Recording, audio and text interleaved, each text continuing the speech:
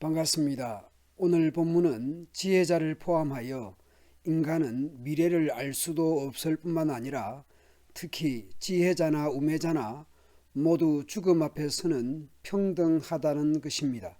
따라서 전도자 고헬렛은 이런 한계 속에서 어떻게 사는 것이 지혜로울지 교훈합니다. 전도자는 마음으로 생각하고 탐구한 것을 이야기합니다. 죽음은 모든 사람의 공통된 운명입니다. 전도자는 의인이나 지혜로운 사람이나 그들이 하는 일은 모두 하나님의 손 안에 있다는 것을 알았습니다. 하나님의 주권하에 있는 것이죠. 그런데 자기를 기다리는 것이 사랑인지 미움인지 아무도 알지 못한다는 것입니다. 곧 하나님의 주권에 달려있는 것이죠. 죽음 앞에서는 의인이나 악인이나 선인이나 강도나 깨끗한 자나 더러운 자나 예배를 드리는 자나 드리지 않는 자나 모두 마찬가지라는 것입니다. 선인에게 임하는 일이나 죄인에게 임하는 일이나 맹세하는 자나 두려워 맹세하지 못하는 자나 일반이다.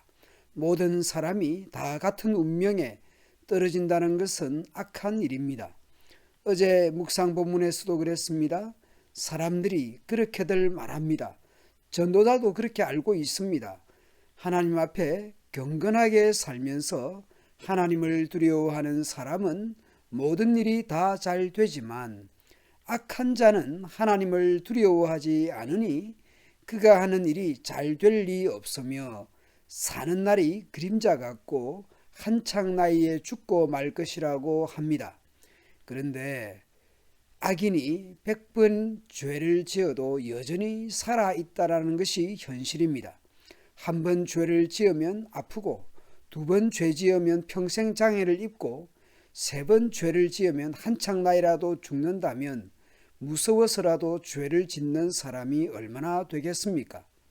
그런데 악한 일을 하는데도 바로 벌이 내리지 않으니까 사람들이 서슴지 않고 죄를 짓는다는 것입니다. 의인이라도 젊은 날에 죽을 수도 있고 악인이라도 안 아프고 장수하기도 합니다.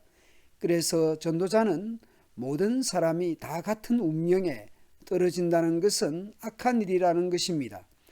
그뿐만 아니라 이로 인해 사람의 마음은 악으로 가득하고 사는 동안 미친 짓을 생각하다가 결국은 죽고 만다라는 것이죠. 그러나 살아있는 개가 죽은 사자보다 낫다라는 말처럼 살아있는 사람에게는 소망이 있는 것이죠. 왜냐하면 산 사람은 자신들이 죽을 것을 알지만 죽은 사람은 아무것도 모르며 아무런 보상도 없고 그들에 대한 기억도 잊혀지고 말기 때문입니다. 죽은 사람은 사랑과 미움, 시기하는 일을 오래전에 그치고 해 아래에서 일어나는 어떤 일에도 다시는 참여할 수 없기 때문입니다. 전도자는 사후에 대해서는 충분히 알 수 없기에 더욱 현재의 삶에 대해 집중합니다. 즐겁게 먹고 기쁜 마음으로 내 포도주를 마셔라. 그렇다고 오락과 음주 가물을 즐기라는 뜻은 아닐 것입니다. 일상에서의 일용할 양식을 의미할 것입니다. 왜냐하면 이미 하나님께서 네가 하는 일을 인정하셨기 때문입니다. 언제나 흰옷을 말끔하게 차려입고 머리에는 기름을 발라라. 하나님께서 주신 이 허무한 생애 동안 네가 사랑하는 내 아내와 생을 즐겨라.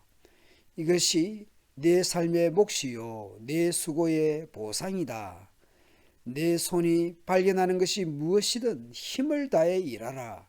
주어진 일, 직장, 학업 등에 대해 성실하게 감당하는 것이 중요하다고 교훈합니다. 왜냐하면 네가 장차 들어갈 무덤에서는 일하는 것도 계획하는 것도 지식도 지혜도 없기 때문입니다. 죽음이라는 것은 지혜자든 우매자든 모두가 맞이해야 합니다. 그리고 사후 세계에 대한 것은 거의 알 수가 없습니다. 그것은 하나님의 주권의 영역입니다. 선과 악의 분리와 심판이 있는 것은 분명하지만 그것을 피조물인 우리가 충분히 알 수가 없고 또한 하나님의 주권의 영역이기 때문에 현재의 삶의 지혜는 더 중요할 것입니다.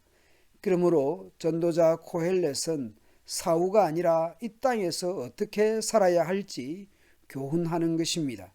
일용할 양식에 감사하고 사랑하는 사람들, 특히 아내와 즐겁게 살라라는 것입니다. 그리고 자신에게 주어진 일에 대해 최선을 다할 것을 교훈합니다. 인간의 삶은 헤벨의 삶이고 세상입니다. 무의미한 것들이 많습니다. 그렇다고 자포자기하는 것이 아닙니다. 하나님께서 주신 것들, 현재의 시간들 속에서 지혜롭게 사는 것이 중요합니다. 감사로 살고 배우자나 가족이나 가까운 이웃들을 사랑하며 주어진 일에 성실하게 살아가는 것이 지혜로운 삶입니다. 오늘도 하나님께 감사하며 이웃을 사랑하며 일에 대해 성실하게 살아가도록 합시다. 감사합니다.